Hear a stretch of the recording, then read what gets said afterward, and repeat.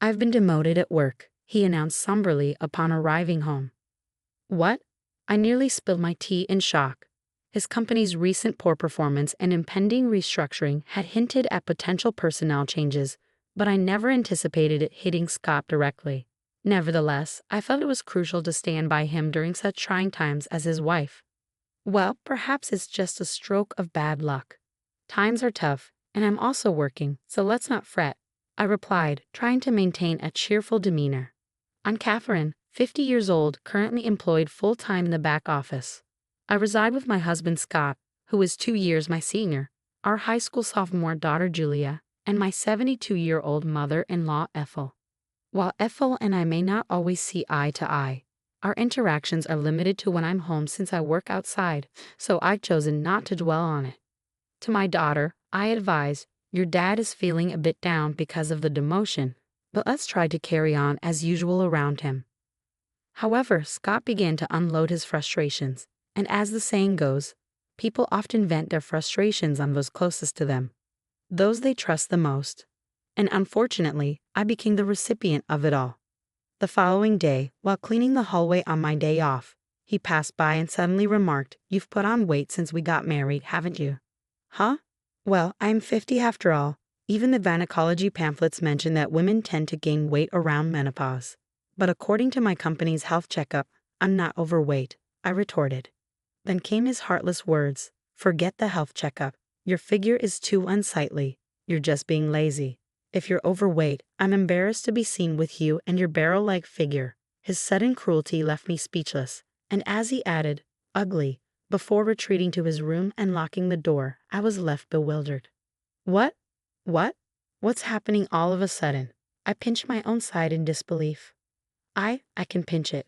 When I squeeze it between my thumb and forefinger, it fits snugly, and I can tell that I've gained more than enough.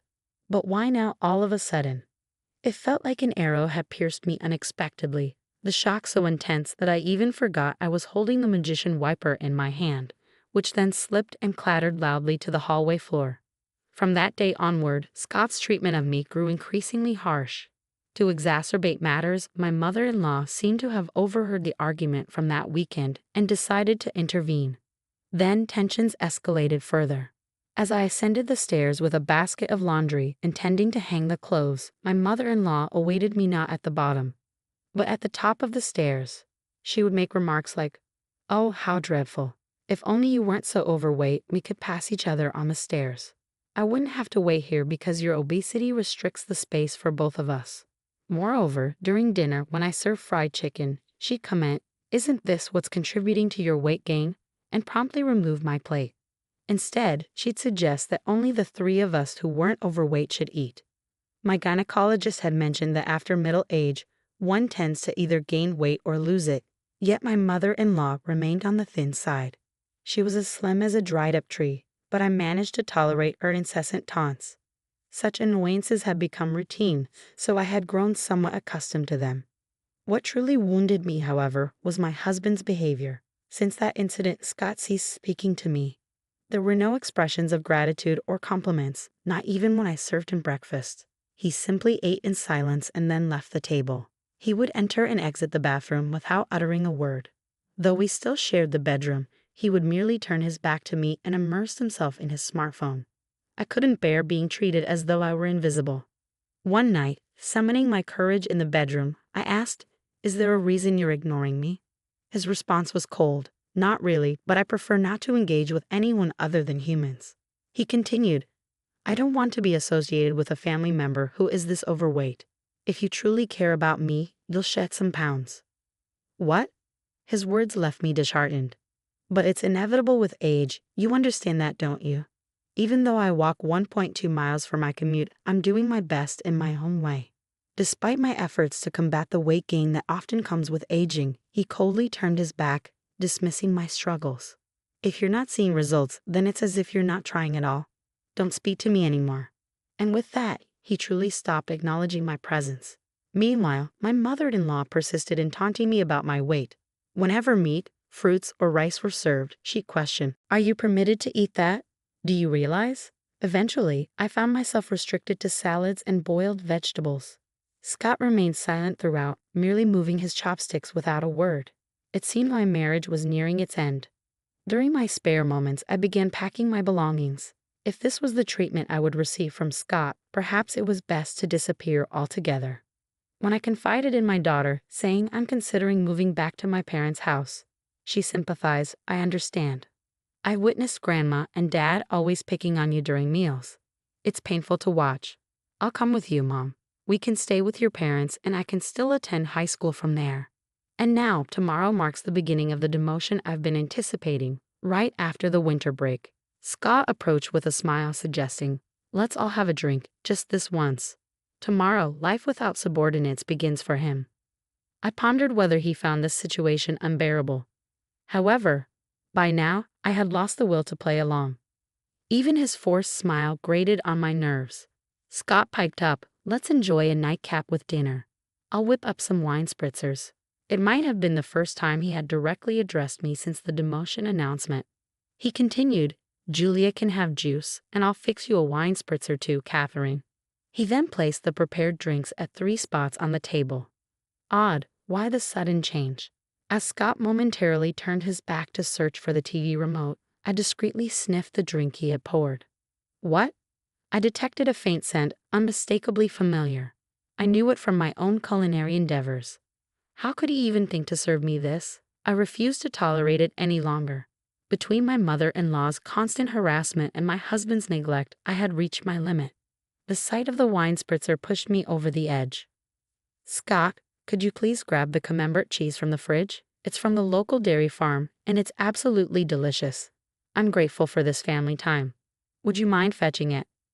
I requested, hoping he would contribute at least this much to our moment of togetherness. As Scott made his way to the fridge, I took the opportunity to swap my drink with the one on the seat to my right. It was Ethel's seat. Upon his return with the cheese, I announced, now that we have our snacks ready, I'll go fetch Julia and mother-in-law, loud enough for them to hear. Dinner's served. The two of them joined us in the dining room and took their seats, creating an appearance of a typical family dinner. Except, I didn't have any meatloaf or cornbread salad. Instead, we had stewed chicken soup, camembert cheese, and wine spritzers. Julia opted for juice. Let's dig in. Julia broke the silence, while Scott and my mother-in-law remained silent. I took a sip of the wine spritzer Scott had prepared, noticing him watching me closely. With a smile, I remarked, yeah, it's quite good. Huh? Scott muttered something under his breath, but I chose to ignore him. Instead, I focused on my salad before taking another sip of the wine spritzer. Suddenly, a stream of red liquid shot out from my mother-in-law's mouth, resembling Godzilla's fiery breath. Wait, Grandma, what happened? My daughter exclaimed, rising from her seat in surprise. Some of the liquid splattered onto her salad. Did you choke? Are you okay? Julia quickly fetched a towel and returned, offering it to my mother-in-law, who wiped her mouth. However, her reaction was one of disbelief. What? What is this?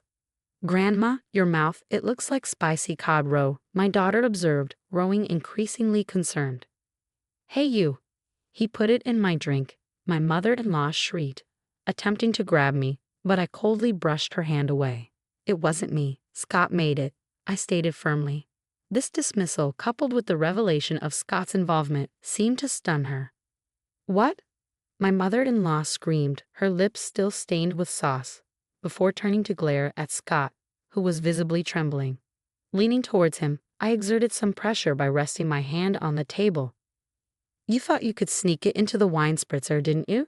I could detect it slightly because I've encountered it before. That was a dash of hell, wasn't it? I confronted him sternly. A drop of hell?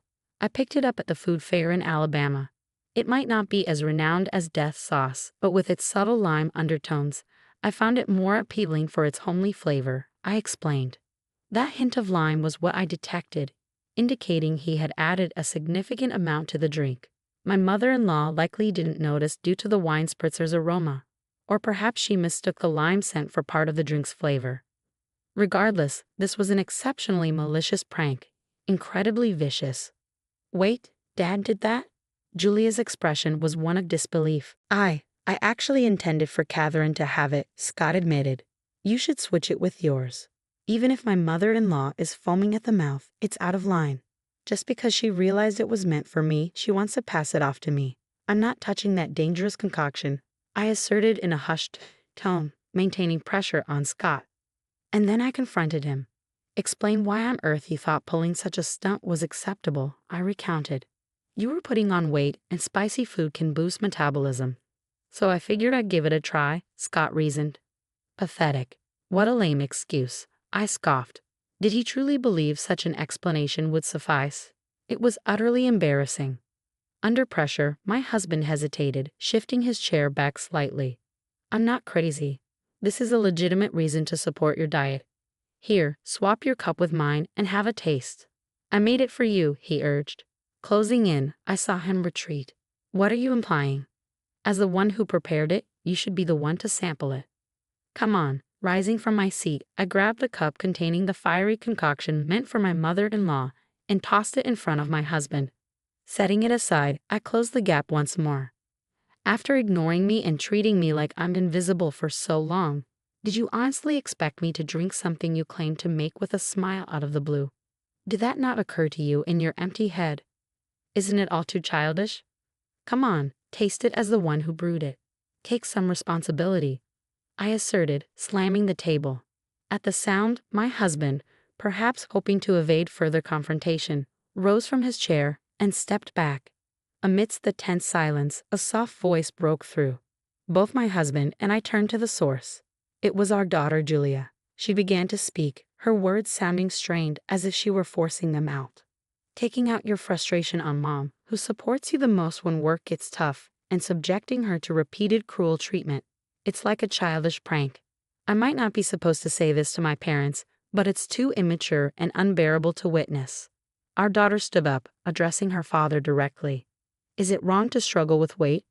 Mom wakes up early, walks to work, and even packs her own lunch. So it's not fair to say she's not making an effort, she continued, turning to face her grandmother. And you going along with it, taking away Mom's dinner like the fried chicken incident. What Grandma is doing is reminiscent of high school drama. It's embarrassing, she remarked firmly. At these words, a flustered Ethel began to offer a confused excuse. That's not it. I'm just concerned about Julia's mom not gaining any more weight.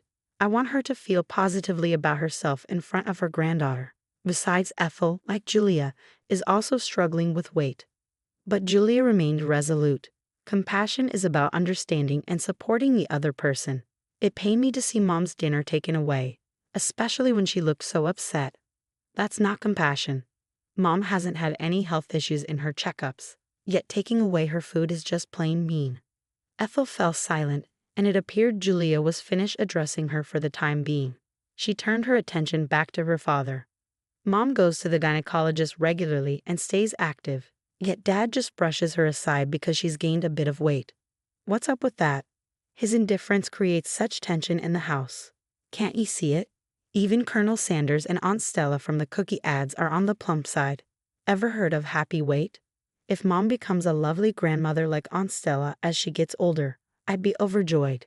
When I have kids and she's a grandma, wouldn't it be wonderful to say, Mom, you've reached some happy weight and share a laugh? That's my dream. Please don't ruin it for me, she stated matter-of-factly, her gaze icy. Despite their blunt delivery, her words warmed my heart like hot milk with cookies. It was pitiful to witness a father admonished by his own daughter. And one more thing, she addressed her father directly. If you're going to disregard someone because of weight gain from aging, remember, with your receding hairline, you could easily be overlooked yourself. The tension in the room was palpable. Her sharp words left a chill in the air, making the living room feel as cold as ice. It seemed she had said all she needed to. Afterward, she turned to me. That's enough, Mom. It's time to let it go. It'll be better for you. Her words caught me off guard. Let it go. Yes, I should let it go. As I mentioned earlier, my dream is to see you holding my child, saying you've gained some happy weight and sharing a laugh. For my sake, I want you to be happy because that's part of my dream. So please let it go. Be happy and fulfill my dream. Her words filled my heart with warmth. Each word she spoke brought me such joy that I no longer cared about being ignored by my husband, the fat shaming from my mother-in-law, or the drink incident. Warm tears streamed down my cheeks. Yes, you're right. I agreed, my vision blurred with tears. Come on, Mom, she patted my back gently, urging me forward. Oh, okay, I mumbled as I fetched a document I had been concealing for some time. What? My husband exclaimed, startled. After enduring a month of being ignored, I reached a decision. I have my bags packed. Let's go our separate ways, I declared, presenting the divorce papers with only my name written on them. I just wanted you to lose some weight. If you had slimmed down as I asked, I would have been satisfied. It wasn't until Julia pointed it out that I realized it was venting. But since you didn't shed any pounds, I thought I'd torment you further. I didn't mean for it to. I didn't expect this outcome, my husband confessed, panic creeping into his voice. Those who fail to notice until things escalated are the ones acting incredibly immature, Julia retorted sharply. Living without her beloved granddaughter is no laughing matter for my mother-in-law, Ethel interjected softly, her voice as gentle as stroking a cat. Julia, dear, you wouldn't want to keep living with us, your grandmothers. Julia shut down Ethel's plea with a firm refusal. I decline. I no longer wish to share the same space as people who behave like middle schoolers. Wait, okay, hold on. I understand. I'll taste it, as you suggest. I'll take responsibility as the one who prepared it, Scott conceded, picking up the glass before him and downing its contents in one gulp. Scott, much like Ethel earlier, ejects a stream of the red liquid from his mouth, leaving him with a set of lobster-like lips. There, see. I took responsibility, didn't I, Julia? Scott proudly declares. Julia captures a picture of them both with their lobster lips on her phone and remarks, "You both are so ridiculous. Mom, let's go," before swiftly exiting the living room. Yeah, I'll follow her lead, I agree. Left behind is a dinner table splattered here and there with the wine cocktail mixed with a drop of hell, along with a husband and mother-in-law sporting red lobster lips. I returned to my parents' house with Julia. Upon explaining the situation at home, both my mother and father are enraged and decide to confront Scott and Ethel. They return with the divorce papers, and I ultimately end up getting divorced. My ex-husband Scott's career hits rock bottom, with no notable achievements in his remaining years. It turns out he had a habit of ignoring issues he disliked, even with his subordinates, which ultimately led to his demotion, a revelation I only recently discovered. Meanwhile, my ex-mother-in-law Ethel, who had been difficult and seldom ventured outside, finds herself in a stalemate within their two-person household. Eventually, I received a call saying, "Things wouldn't be so dull if you and Julia were here." This sentiment is underscored by the 17 years that passed since Julia was born and we lived together. Please come back, I'll stop ignoring you. But I won't be returning. Enjoy indulging while you can. Once you have grandchildren, you'll have more physical work to do, my mother jokes with a smile. That's a good point. Today, like every day, I'm walking to work. Along the way, my boss drives by and stops the car, offering, "Need a ride?" "No, thank you, I'm sticking to my diet." "Just get in, Catherine," he insists. "I found a new boyfriend," I announce proudly. Both of us have experienced divorce, which has strengthened our bond and mutual understanding. Dieting is great and all, but being late would pose a problem, he mentions as he drives. "I've never been late before," I retort, puffing up my cheeks defensively. He glances at me and gently pokes my puffed-up cheek with his finger. "Give me the time you saved by riding in the car today for our conversation," he says with a playful smile, ever the chatty boyfriend.